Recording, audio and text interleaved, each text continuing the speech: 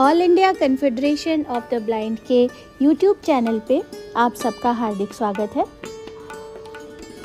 कुछ हिंदी भाषी राज्यों में एआईसीबी के संबद्ध संगठनों के लिए विकलांगजनों के अधिकारों पर आधारित ऑनलाइन एडवोकेसी कार्यशाला विशेष रूप से दृष्टिबाधित जनों को दृष्टिगत रखते हुए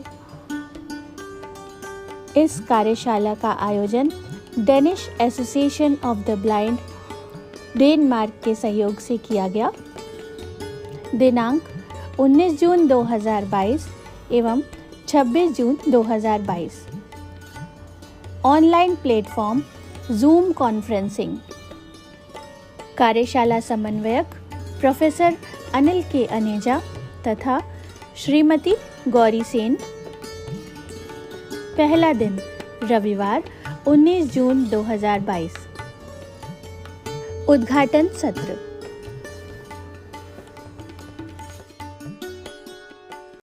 सबको नमस्कार और बहुत बहुत स्वागत इस 2 दिवसीय कार्यशाला में, जिसका विषय है एडवोकेसी और जो persons with disability RPD act है, rights of persons with disabilities act 2016। इसके संबंध में दृष्टिबाधित व्यक्तियों की, दृष्टिबाधित संस्थाओं की क्या भूमिका होनी चाहिए, क्या प्रभाव है इस एक्ट का, क्या इसके मायने हैं इस कानून के, और हम कैसे अपने अधिकारों की प्राप्ति के लिए इस वर्कशॉप का प्रयोग कर सकते हैं। इस वर्कशॉप के द्वारा आरपीडी एक्ट का प्रयोग कर सकते हैं। द्वारा इसलिए कह रहा हूं मैं कि जब हम वर्कशॉप अटेंड करेंगे और कुछ जानेंगे सब एक दूसरे से, तो हमें और ज्यादा एक मार्गदर्शन मिलेगा, हम सबको काम करने का साथ एक प्रोत्साहन भी मिल सकता है, उत्साह भी मिलेगा, प्रोत्साहन मिलेगा। और उसके अलावा कुछ नए मुद्दे जरूर हमारे सामने आएंगे जो राज्यों में हमारी एफिलिएट्स के लिए बहुत महत्वपूर्ण है और जहां एडवोकेसी का प्रयोग किया जा सकता है। और हम पूरी कोशिश करेंगे कि ये वर्कशॉप केवल वर्कशॉप बन के ही ना रह जाए, बल्कि यहाँ पर उसके बाद हम इस वर्कशॉप को फॉलो अप करते हुए एडवोकेसी के काम को और ज्यादा बढ़ाएं। ये वर्कशॉप हमारे एक सहयोगी Danish association of the blind के सौजन्य से, उनकी स्पॉन्सरशिप से किया जा रहा है हमारे एफिलिएट्स के लिए। Danish association of the blind के साथ, जैसा कि आप जानते हैं, हमारा एक मेमोरेंडम है, हमारा एमओयू है, जिसके द्वारा वो कई हमारे प्रोजेक्ट्स को सपोर्ट करते हैं। विशेषकर जो हमारे गांवों में है, रूरल एरियाज में हमारे कम्युनिटी बेस्ड रिहैबिलिटेशन प्रोजेक्ट्स है, उनको सपोर्ट किया जा रहा है, उनको मदद की जा रही है। यूपी में 2 प्रोजेक्ट्स हम चला रहे हैं Danish association of the blind के साथ मिलके। एक जालौन में जो दृष्टि में शंकर नाथ जी देख रहे हैं जिस प्रोजेक्ट को हमारे साथ मिलके, और एक प्रतापगढ़ में जो जहाँ एनएबी है, जो हमारी एफिलिएट लखनऊ में है, वो हमारी मदद कर रही है। तो एक हिस्सा उस अंडरस्टैंडिंग का, उस एमओयू का ये भी है कि हम अपनी एफिलिएट्स को, हम एआईसीबी को और ज्यादा सुदृढ़ बढ़ाए। कैपेसिटी बिल्डिंग में सुदृढ़ बढ़ाने के कई तरीके होते हैं, बट कैपेसिटी बिल्डिंग जो है एक इम्पोर्टेंट, एक महत्वपूर्ण तरीका है। लीडरशिप, एडवोकेसी, स्किल डेवलपमेंट, इन कुछ एरियाज में उस एमओयू में ये कहा गया है कि हम अपनी एफिलिएट्स की मदद करें, हम और एआईसीबी को भी स्ट्रॉन्ग बनाएं और एफिलिएट्स को भी हम सुदृढ़ बढ़ाएं। Gauri, are you on now? She is not on. Okay, no problem. कल बता रही थी कि उनके यहाँ पावर कट्स बहुत ज्यादा हो रहे हैं, तो शायद इस वजह से कुछ समस्या हो। तो हम धन्यवाद देते हैं अपने एफिलिएट्स को, जिन्होंने बहुत कम समय के होते हुए भी हमारे साथ इस सहयोग दिया, अपने पार्टिसिपेंट भेजे। आज हमारे साथ 7 संस्थाएं जुड़ी हुई हैं, दिल्ली से, यूपी से, बिहार से, उड़ीसा से और राजस्थान से। 5 राज्यों से 7 संस्थाएं हमारे साथ आज जुड़ी हुई हैं।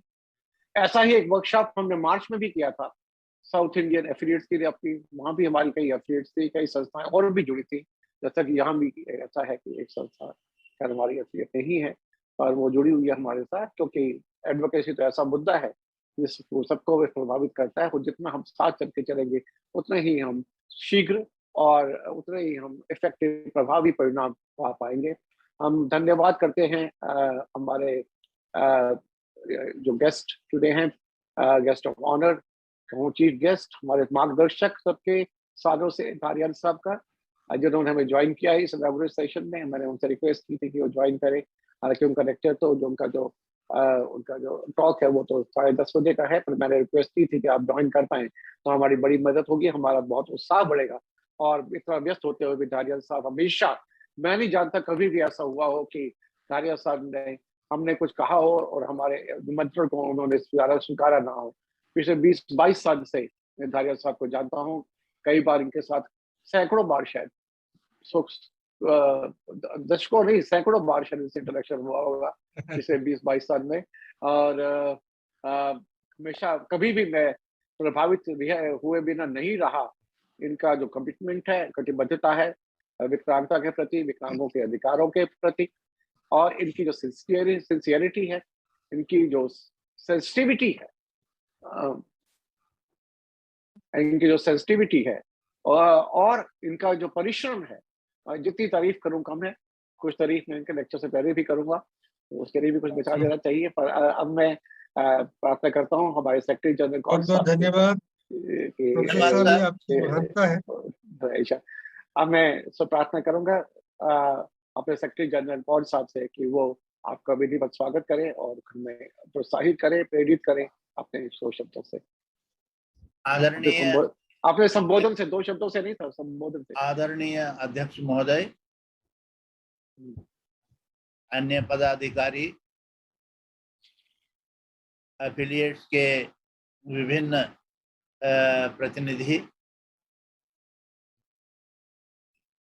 टीडी धारियाल साहब, मैं आप सभी के स्वागत के लिए हाजिर हूँ।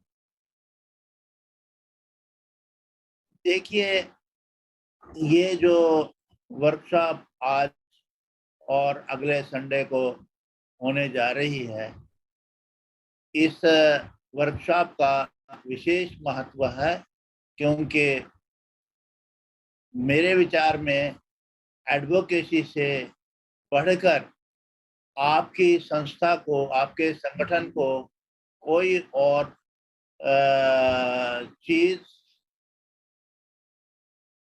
बढ़ावा नहीं दे सकती। देखिए, सीधी सी बात है कि जब आप एडवोकेसी का कोई इश्यू उठाते हैं तो उससे सैकड़ों हजारों लोगों को फायदा होता है, जबकि आप अगर एक वर्कशॉप करते हैं यानी वर्कशॉप ऑर्गेनाइज करते हैं या स्कूल खोलते हैं या इसी तरह का कोई और कार्यक्रम करते हैं, तो आप कुछ लोगों तक ही पहुंच पाते हैं, 10, 20, 50 ऐसे लोगों। मेरा सभी एफिलिएट से ये निवेदन है कि यहाँ पर बहुत ऊंचे तबके के लोग जो कि आप लोगों के साथ बातचीत करेंगे, जो आप लोगों को एडवोकेसी से रिलेटेड बातें बताएंगे, तो आप निश्चित रूप से इस बात का ध्यान रखें कि आपको उनको अच्छी तरह से सुनना है, और सुनना ही नहीं है बल्कि आपको उसके लिए कार्य रूप भी उसको देना है। देखिए, हमारे संगठन में 14 लाख रुपए एफिलिएट्स के लिए रखे गए और उनमें से 4 लाख रुपए तो सीधे सीधे एडवोकेसी के काम के लिए ही बजट में रखे गए। तो अब ये सवाल पैदा सिर्फ इतना होता है कि आप किस तरह से इन पैसों का सही उपयोग कर सकते हैं। एडवोकेसी के लिए आप कोई केस टेकअप कर सकते हैं अपने एरिया में। ऐसा तो है नहीं कि आपके पास कोई केस ही नहीं, ऐसा नहीं है। लेकिन ये ज़रूर है कि अगर आप अपने सदस्यों की 10-20 जो प्रबुद्ध लोग हैं उनकी बैठक बुलाएं और उनसे पूछें कि क्या समस्याएं हैं इस राज्य में, तो वो निश्चित रूप से आपको कुछ समस्याएं बताएंगे। और ज़रूरी नहीं है कि ये सारी समस्याएं हम 1 साल में ही उठाए, बल्कि हम 2 साल में भी, 3 साल में भी अपना कार्यक्रम बना सकते हैं। लेकिन मैं ये सिर्फ कहना चाहता हूँ कि एडवोकेसी का बहुत ही महत्वपूर्ण है और इसको किसी तरह से भी इग्नोर किसी भी संगठन को नहीं करना चाहिए। धारियाल साहब का बड़ा लंबा, आपको पता है, चीफ कमिश्नर के साथ भी उन्होंने जो कार्य किया है वो तो सराहनीय है ही है। और उसके बाद दिल्ली में भी जो दिल्ली गवर्नमेंट के साथ कमिश्नर का काम किया है, ऐसे व्यक्ति लोग, ऐसे लोग आपके साथ हैं तो आपको निश्चित रूप से उससे बहुत लाभ होगा।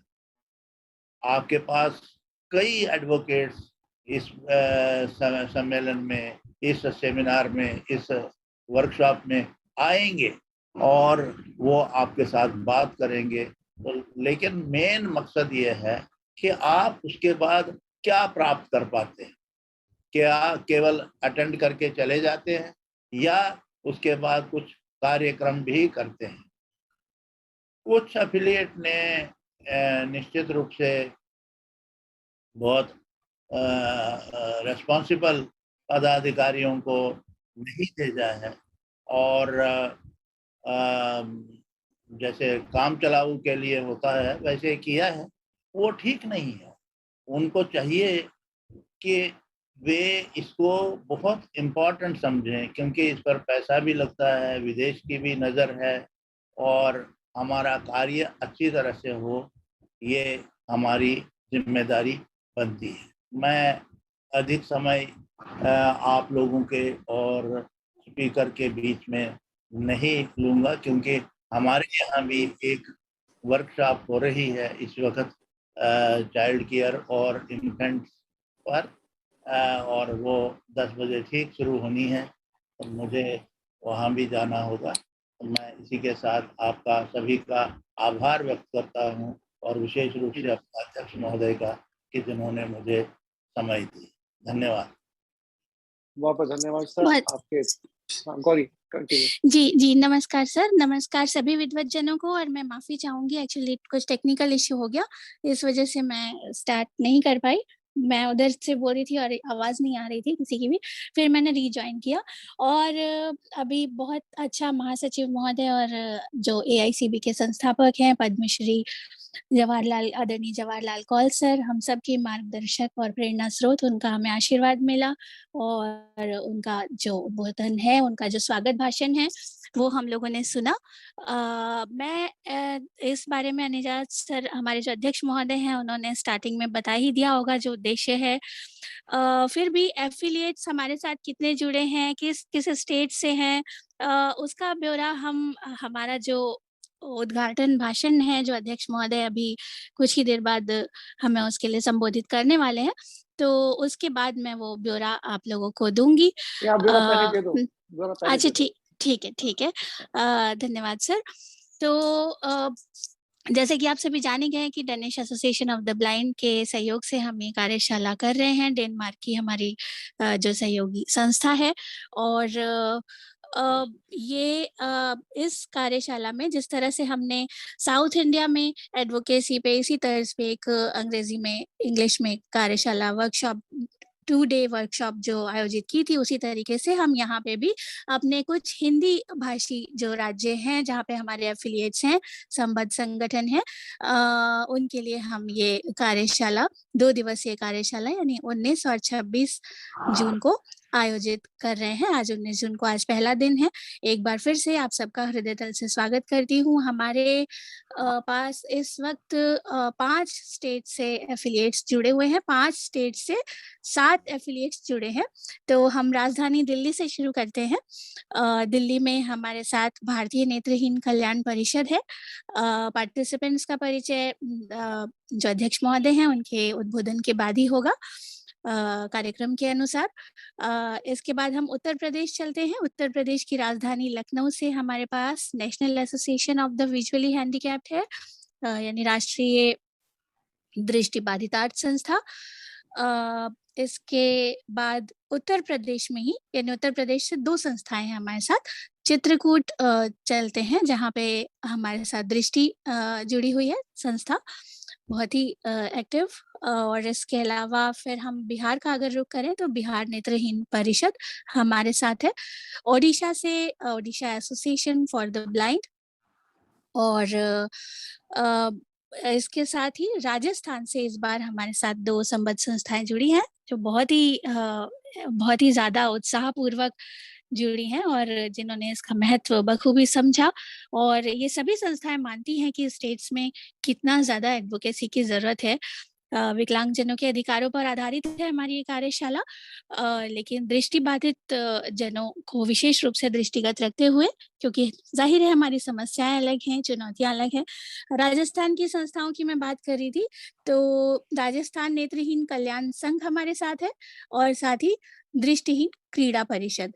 राजस्थान नेत्रहीन कल्याण संघ जयपुर से और दृष्टिहीन क्रीड़ा परिषद अजमेर से, अगर मैं गलत नहीं हूँ तो। आगे चलते हैं और हम इनॉग्रल एड्रेस की ओर बढ़ते हैं, और उसके बाद हम अपने प्रतिभागियों का परिचय करवाएंगे। तो मैं उद्घाटन भाषण के लिए हमारे अध्यक्ष महोदय और एडवोकेसी के चेयर ऑफ प्रोफेसर आदरणीय प्रोफेसर अनिल के अनीजा सर को आग्रहपूर्वक आमंत्रित करती हूँ। और सर का जो टॉपिक है वो है advocacy in the context of self help movement, perspectives and prospects. ये मैं इस टॉपिक का आपको हिंदी अनुवाद भी बता देती हूँ। दृष्टिबाधितों ये स्वयं सहायता आंदोलन के संदर्भ में एडवोकेसी, परिप्रेक्ष्य एवं संभावनाएं। तो अनीजा सर, आपसे एक बार गुजारिश है पुनः कि आप आए और अपना उद्बोधन दे। Over to you sir. बहुत बहुत शुक्रिया गौरी, बहुत बहुत धन्यवाद। सब साथियों को एक बार फिर से नमस्कार, शुभ प्रभात। हमारे साथ धारियाल साहब भी हैं और मैं चाहूँगा कि हम उन सबको सुने। उनका विषय बहुत व्यापक है और इसलिए मैं अपने सबमिशंस हैं उनको बहुत छोटा रखने की कोशिश करूँगा, क्योंकि हम ज़्यादा से ज़्यादा समय उनको सुनना चाहेंगे। हमें पार्टिसिपेंट्स का इंट्रोडक्शन भी देना है और जानना चाहेंगे कि कौन कौन हमारे साथ जुड़े हुए हैं। आवाज़ के द्वारा हम जानना चाहेंगे ये, और इसलिए मैं कोशिश करूँगा कि मेरा प्रयत्न रहेगा कि मैं ज़्यादा समय ना लूं, पर पेशे से अध्यापक हूँ, एडवोकेसी करता हूँ और एडवोकेसी मेरे जीवन की आत्मा है। तो इसलिए अगर मैं इस वायदे को ना रंग निभा पाऊँ तो आप समझें, क्षमा करेंगे मुझे कि मैं समय थोड़ा ज़्यादा लग गया। और मेरा प्रयत्न ये रहेगा कि हम बहुत कम बात करें, मैं खुद कम बात करूँ, ताकि आप हमारे जो ऑडियो चीफ गेस्ट है धारियाल साहब, उनको आप सुन पाएँ, उनको हम ज़्यादा से ज़्यादा सुन पाएँ। उनके पास भंडार है सूचनाओं का और ज्ञान का, उस भंडार का निश्चय ही उपयोग करना पर हम पहले जो चाहेंगे वो भंडार का कुछ हिस्सा हमारे को भी उपलब्ध हो और उसका हम प्रयोग भी कर पाए। पर प्रोफेसर साहब सॉरी फॉर इंटरप्शन। आप जितना बोलें, आपके हर एक शब्द में, हर एक वाक्य में इतने ज्ञान का भंडार होता है। हर रोज हर समय आपसे हमें कुछ न कुछ सीखने को मिलता है। वैसे कौन सा आपका है, तो आप बोलिए और जितना बोलेंगे हम सब लोगों का ज्ञान। सर आपका शुक्रिया। तो पहले मैं इससे पहले मैं अपनी बात आगे बढ़ाऊं, मैं कुछ लॉजिस्टिक्स की बात करूं। आप लोग शायद सोच रहे होंगे कि हम तो बोलते जा रहे हैं पर आपको बोलने का मौका नहीं मिलेगा। ऐसा नहीं है, आपको पूरा मौका मिलेगा बोलने का। आप अभी इस समय सिस्टम पे म्यूटेड है, जैसा कि आपके कोऑर्डिनेटर्स को हमने थर्सडे को आपके कोऑर्डिनेटर्स, हर संस्था के कोऑर्डिनेटर से एक मीटिंग की थी थर्सडे रात को, और हमने बता दिया था कि शुरू में सभी म्यूटेड रहेंगे। शायद आपको ये संदेशा भी मिल गया होगा। और उसके बाद जब इंट्रोडक्शन का समय आएगा तो हम एक पार्टिसिपेंट को नाम अनाउंस करेंगे और उनको अनम्यूट करेंगे। और जब अनम्यूट करेंगे तो आपके स्क्रीन पे एक मैसेज आएगा, host would like you to unmute. Rights में उसको क्लिक करेंगे तो पहला ऑप्शन होगा स्टे म्यूटेड, अगला ऑप्शन राइट पे दोबारा जाएंगे, क्लिक करेंगे तो आएगा अनम्यूट, उसको प्रेस करेंगे तो आप अनम्यूट करके अपने आप अपना परिचय दीजिए और उसके बाद फिर आपको म्यूट कर दिया जाएगा। ऐसे ही जब लेक्चर्स होंगे तो लेक्चर के बाद जैसे ही आप हैंड रेज करेंगे, हैंड रेज आप सबने का, आप में से अधिकांश लोगों ने पहले भी ज्वाइन किया हुआ है हमारे वर्कशॉप को, तो आप जानते हैं हैंड रेज क्या होता है और सब जानते होंगे जूम कोई पराई चीज नहीं है हमारे लिए, हमारे जीवन का हिस्सा है अब और बहुत एक्सेसिबल है विजुअली इम्पेयर्ड के लिए। तो हैंड रेज जब आप करेंगे तो आपको एक बार 1 बाय 1 आपको बुलाया जाएगा और जब आपका नाम अनाउंस किया जाएगा तो फिर से आपको अनम्यूट करने की किया जाएगा और फिर से यही प्रोसेस फॉलो होगा और जब आप कोई बात कह पाएंगे उसके बाद आपको फिर से म्यूट कर दिया जाएगा। तो आपको बात करने का पूरा मौका मिलेगा। ये इसलिए किया गया ताकि हमारे जो बैकग्राउंड की नॉइजेज हैं, आसपास का वातावरण, उसकी जो आवाजें हैं वो हमें वर्कशॉप को डिस्टर्ब ना करें। यही एक साधारण तरीका है आजकल ऑनलाइन कॉन्फ्रेंसेस करने का, राष्ट्रीय अंतर्राष्ट्रीय। अधिकांश कॉन्फ्रेंसेस आपको पता है अभी भी ऑनलाइन हो रही है। भविष्य में भी अधिकांश संस्थाओं में, अधिकांश जगहों पे ऑनलाइन का वर्चस्व जाने वाला कहीं है नहीं, क्योंकि एक नया तरीका मिला है लोगों को साथ जुड़ने का, समय बचाने का, पैसे बचाने का, ज्ञान बांटने का। तो मैं खैर ऑनलाइन की पैरवी नहीं कर रहा हूँ, उसकी एडवोकेसी करना मेरा काम नहीं है इस टाइम पे। पर हाँ, मैं ये जरूर मानता हूँ, शायद मैं माइनॉरिटी में होऊंगा, अल्पमत में होऊंगा इस बात पे, पर कोई बात नहीं, अल्पमत में होना ही।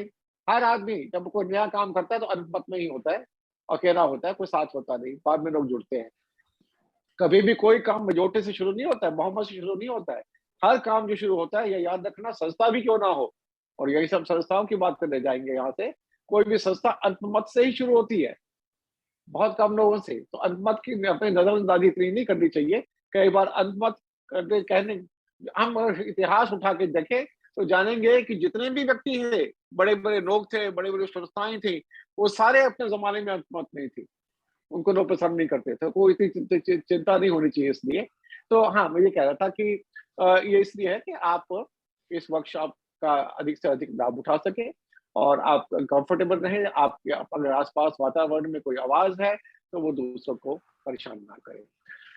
तो ये कुछ लॉजिस्टिकल बातें थी जो आपको जाननी थी। जैसा कि मैंने कहा और गौरी जी ने भी बताया कि हमारे पास 7 संस्थाओं से, हमारे 7 एफिलिएट से 31 पार्टिसिपेंट, जो लिस्ट मेरे पास है और कुछ और जोड़ के गौरी जी ने बहुत मेहनत की है उसके ऊपर, 31 पार्टिसिपेंट हमारे पास जुड़े हुए हैं और हम उम्मीद करते हैं कि इन 5 स्टेट्स में, 5 राज्यों में जहां से हमारे साथ प्रतिभागी आज जुड़े हुए हैं, वो इस वर्कशॉप के बाद हमें बहुत परेशान करेंगे इस बात के लिए कि एडवोकेसी करनी है, हमें मदद चाहिए, हमें रिसोर्सेज चाहिए, हमें ज्ञान चाहिए और हमें जानकारी चाहिए।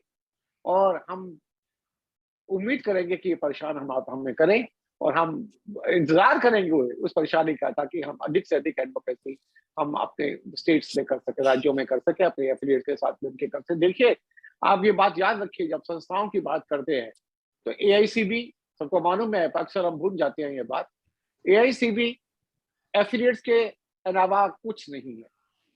हमारी शक्ति, हमारी रीढ़ की हड्डी हमारे एफिलिएट्स है, हमारे काम की कसौटी हमारे एफिलिएट्स है।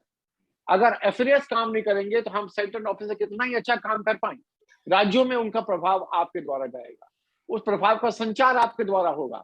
और इसलिए अगर वो संचार नहीं हुआ, प्रभाव नहीं हुआ, तो हम कितना ही मेहनत करें, कितना ही काम करें, कितना ही रिसोर्सेज लगा दें, उसका कोई अर्थ ज्यादा रहेगा नहीं। ये AICB का आधार और हमारी जो हमारा जो मूल दर्शन है वो यही है कि हम संस्थाओं को मजबूत करें, ताकि अंतिम जन तक, ग्रास रूट्स लेवल तक, जो अंतिम जन है, अंतिम विजुअली इम्पेयर्ड पर्सन है, दृष्टिबाधित व्यक्ति गांवों में बैठा है, अपने घर में छिपा हुआ है, उसको कोई एक्सपोजर नहीं है, कोई बाहर, वहां तक हमारी एडवोकेसी का नाम जा सके। और हमने रूरल एरियाज में भी बहुत एडवोकेसी की है। अगले संडे को एक लेक्चर है, एडवोकेसी द रूरल कॉन्टेक्स्ट। हम सिर्फ गाँवों और शहरों में और कचहरियों में एडवोकेसी नहीं करते, हम गाँवों में जाकर वीडियो लेवल पे भी, डिस्ट्रिक्ट कलेक्टर लेवल पे भी, डिस्ट्रिक्ट वेलफेयर ऑफिसर के लेवल पे भी जाके एडवोकेसी करते हैं, हमारा स्टाफ वहां पर है। तो और वो सब एफिलिएट्स के द्वारा संभव होगा। अगर हम रूरल एरियाज में एडवोकेसी कर पाए हैं, जैसे जनान और प्रतापगढ़ में, तो संभव हो पाया दृष्टि और NABH के द्वारा, उनकी मदद से। तो इसलिए हम जरूर चाहेंगे कि वर्कशॉप सिर्फ 2 दिन का अटेंडेंस ही नहीं है, ये तो एक शुरुआत है, ये अंत नहीं होगा। जो अगले रविवार को इस वर्कशॉप का समापन होगा तो वो एक अंत नहीं होगा, वो एक नई शुरुआत होगी, और उससे नई शुरुआत होगी। और वो अब मैं अगर अपनी मेन मुद्दे पे आऊंगा, मुख्य मुद्दे पे आऊंगा कि एडवोकेसी किसी भी संस्था की आत्मा है, शक्ति है, आधार है और सफलता की कसौटी है। और कोई भी संस्था आज के युग में, विशेषकर कोई भी संस्था आज के युग में बिना एडवोकेसी के 90 समय तक जीवित रह भी नहीं सकती।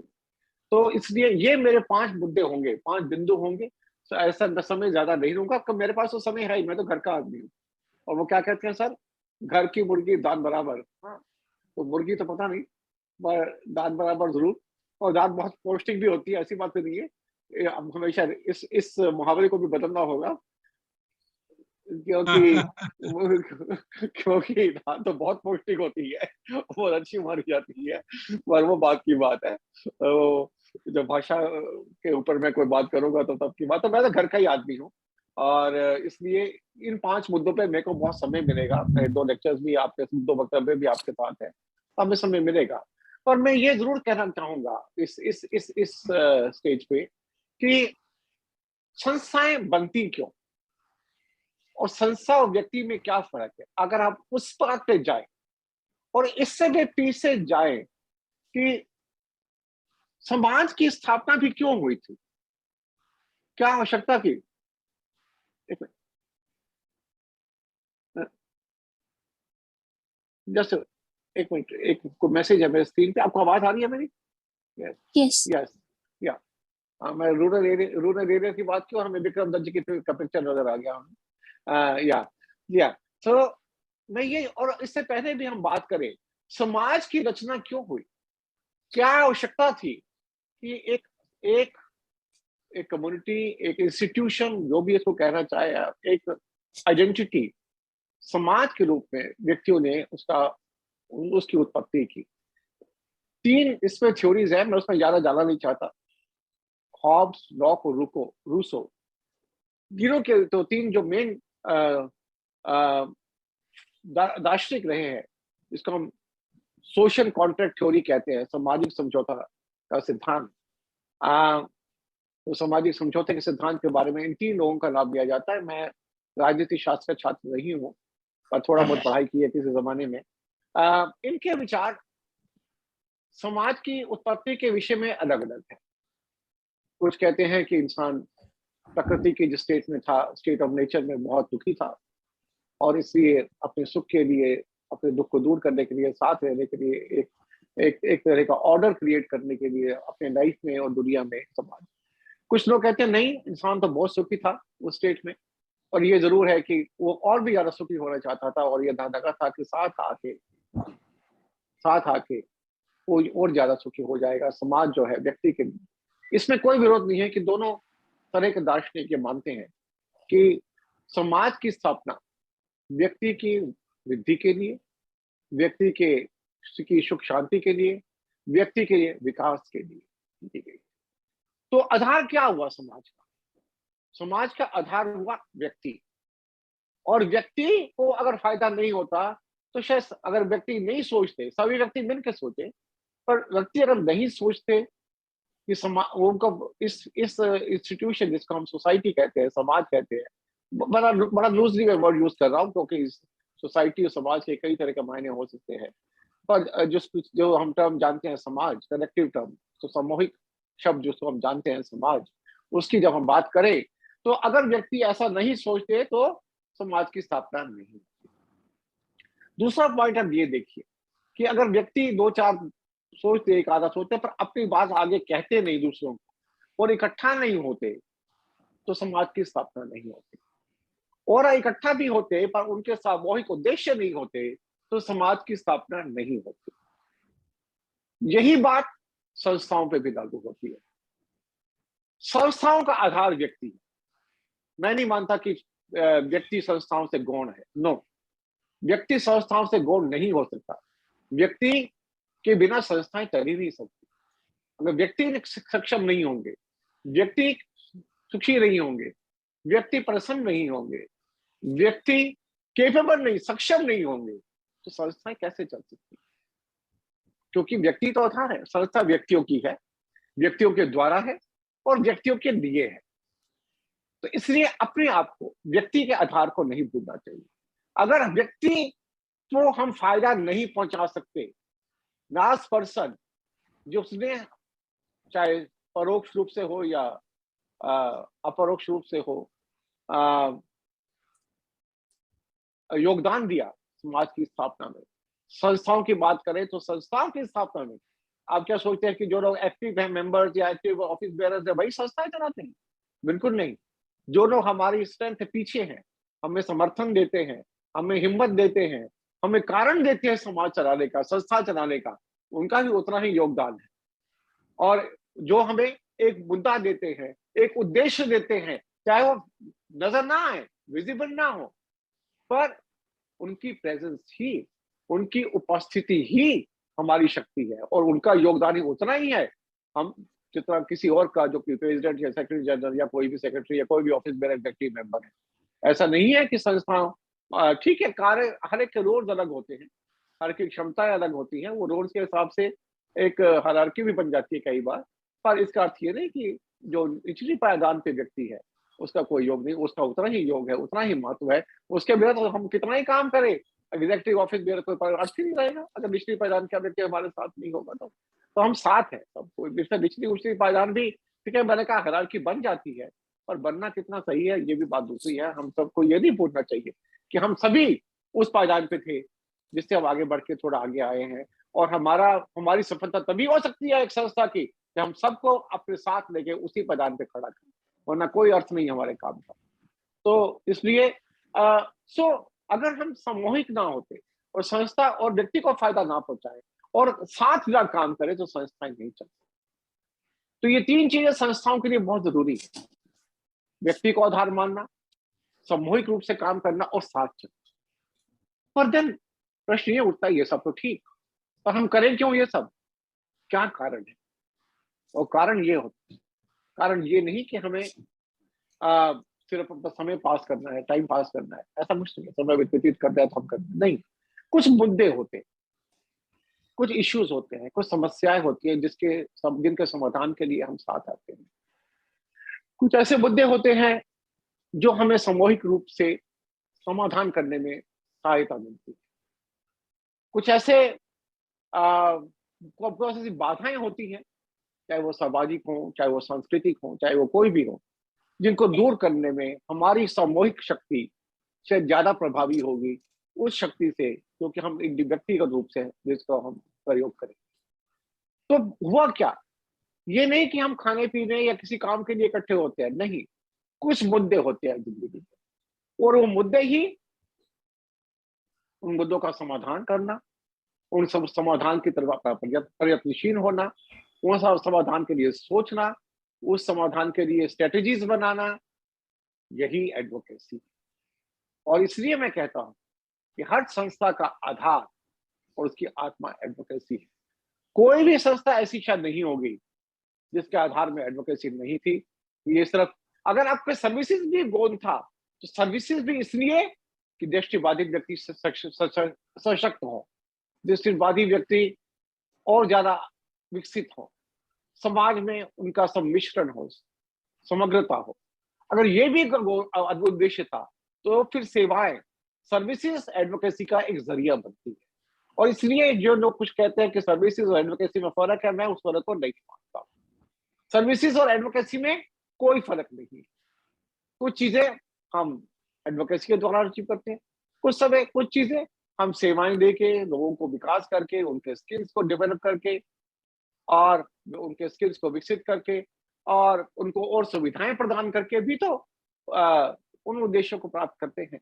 जैसे कि छोटी सी बात लीजिए, बहुत साल पहले की बात है, शायद अर्लीस्ट प्रोविजन, जहां तक मेरे को याद है, मेरे को ठीक से तो इसकी डॉक्यूमेंटेशन मिलना मुश्किल हो रहा है, तो जहां तक मेरे को पता चला है और जहां तक मेरी जानकारी है, ये 1960 के दशक में शायद ये लाल बहादुर शास्त्री जी के टाइम पे पहली बार जब वो प्रधानमंत्री थे, जहां तक मेरी जानकारी है। मैं, हो सकता है मैं सही ना हूँ इस पॉइंट पे, और मैं चाहूंगा कि मेरे को कोई और जानकारी हो तो बताएं इस बारे में। रेलवेज में कंसेशन दिया गया visually impair. I think 60s की बात है, और जहां तक मेरी जानकारी है ये शायद राज बहादुर शास्त्री जी के समय में ये हुआ था, शायद गुजारे रंजन तक, उस समय की बात है, 65, 66, 67 के आसपास की बात है। अब हो सकता है सरकार के लिए वो कंसेशन देना एक तरह की चैरिटी थी कि चलो कोई बात नहीं, दृष्टिबाधित है, विकलांग है, तो इनको हम थोड़ा कंसेशन दे देते हैं इनको। तो उससे हुआ क्या? सुविधा हुई यात्रा करने में, तो सुविधा हुई यात्रा करने में, तो और अधिक से अधिक लोग यात्रा कर पाए, आर्थिक बोझ जो है यात्रा करने का कम हुआ, और जब एस्कॉर्ट्स का कंसेशन दे दिया गया तो हम सुगमता से यात्रा कर पाए। अकेले होते तो यात्रा करना आज भी इतना आसान नहीं है, ठीक है लोग करते हैं, पर ये तो शायद ही कोई मना करेगा कि अगर साथ में कोई हो मदद करने वाला तो यात्रा करना और ज्यादा आसान हो जाता है। और तो सुगमता बढ़ी, सरलता बढ़ी, आर्थिक बोझ की कमी हुई, तो मौका मिला अधिक से अधिक लोगों को यात्रा करने का। तो जब यात्रा की लोगों ने तो एक दूसरे से मिले, देश को देखा, दूसरे राज्यों को देखा, शहरों को देखा, आपस में मेल जोल शुरू हुआ, और उसका परिणाम क्या हुआ कि 1970 में, अगर मेरी इंफॉर्मेशन सही है 60 के दशक की, तो 1970 में एक संस्था बनी जिसका नाम था national federation of the blind graduate. पर अगर लोग मिलते जुलते नहीं, यात्रा करना इतना आसान नहीं होता, क्योंकि मुझे याद है उस समय में बहुत छोटा था मैं, पर जहां तक मुझे याद है हरियाणा में भी उस समय रेलवेज में बस पास नहीं, रोड्स में बस पास स्टार्ट हुआ, तो वो सब करने से लोगों के आने जाने में, आवागमन में आसानी हुई, और उसकी वजह से फिर और आगे बढ़ी चर्चाएं, और जब चर्चाएं आगे बढ़ी तो संस्थाओं का जन्म हुआ। तो हम लगता ये कि चैरिटी थी, सर्विस थी, पर नहीं, इसमें एडवोकेसी को और एम्पावरमेंट को, सशक्तिकरण को आगे बढ़ाने में बहुत जोर दी। इसलिए मेरा ये मानना है कि सर्विसेज और एडवोकेसी में कोई फर्क नहीं है। सर्विसेज एडवोकेसी का बहुत ही प्रभावी जरिया हो सकता है। एक हमारी पार्टनर थे national association of the blind and partially sighted Norway की, NABP, और अन्य हुजबेक थे, हमारे बहुत अच्छे मित्र थे AICB के, कौन साहब के व्यक्तिगत थे, पर AICB के बहुत अच्छे मित्र थे, बहुत मदद की उन्होंने। मैंने उनसे 2002 में, मुझे याद है, एक प्रश्न पूछा था एक बार एक कॉन्फ्रेंस में, इंटरनेशनल कॉन्फ्रेंस थी, मैंने उनसे पूछा था कि सर्विसेज के लिए तो बहुत पैसे वैसे मिल जाते हैं, सपोर्ट मिल जाती है, एडवोकेसी के लिए कुछ नहीं मिलता। उस जमाने में हम कोई ग्रांट नहीं मिलती थी एडवोकेसी के लिए। मैंने जब 99 में एडवोकेसी शुरू की और 2004 तक जब मैंने की, उसके बाद कुछ समय के लिए देखा, 3-4 साल के लिए, फिर मैं वापस आया।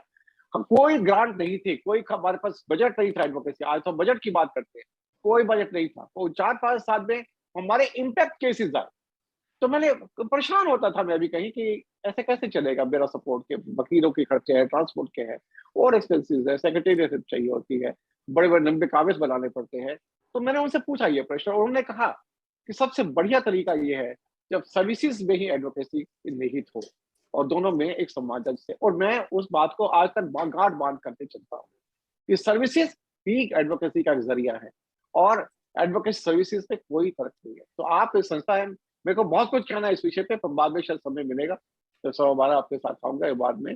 और मैं इतना ही कहूंगा कि आपकी आत्मा, आपकी शक्ति, आपकी सफलता की कसौटी आपका एडवोकेसी है। वही जैसा कौन साहब ने कहा, आप सैकड़ों हजारों लोगों तक पहुंच सकते हैं, ना केवल दृष्टिबाधित, वह अन्य व्यक्तियों तक भी पहुंच सकते हैं। तो इसलिए एडवोकेसी को अपने जीवन का हिस्सा बनाइए, व्यक्तिगत जीवन का हिस्सा बनाइए।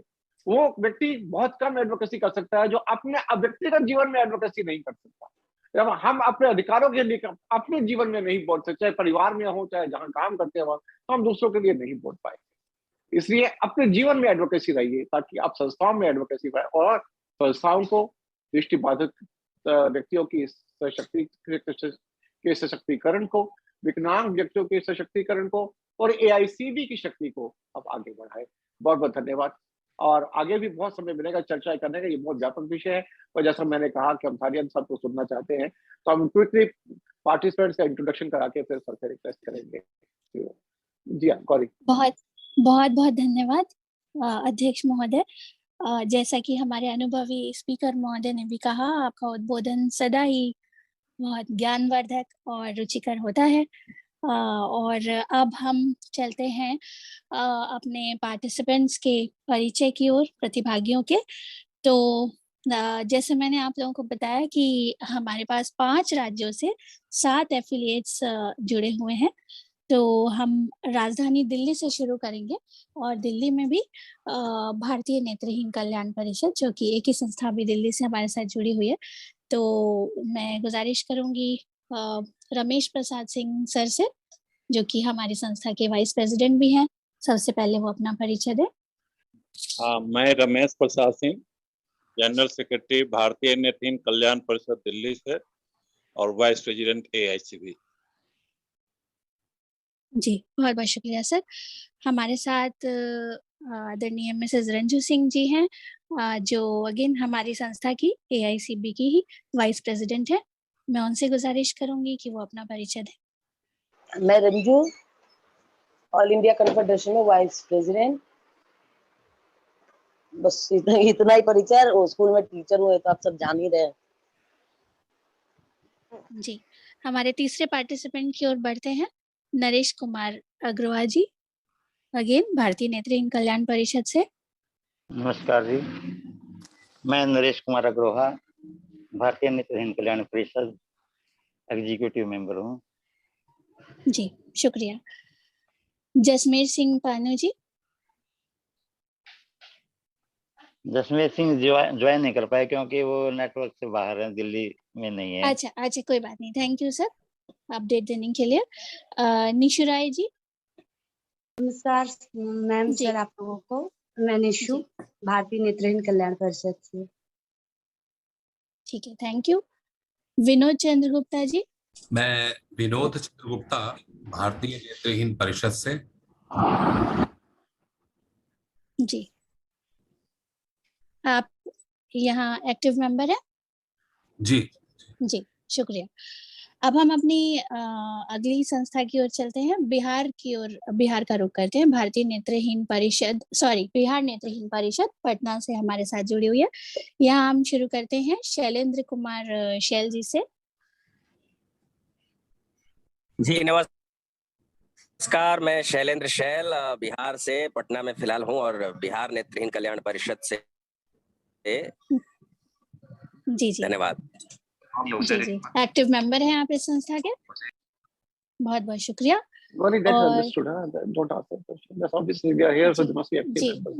जी, हमारे साथ विजय कुमार सिंह सर हैं।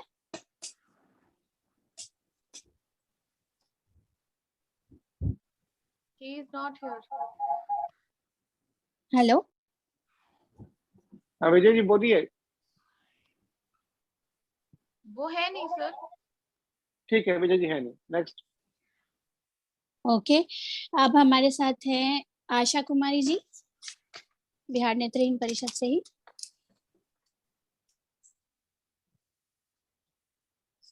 Aishwarya, is she there? Yes, she is there. Asha ji, Asha Kumari ji.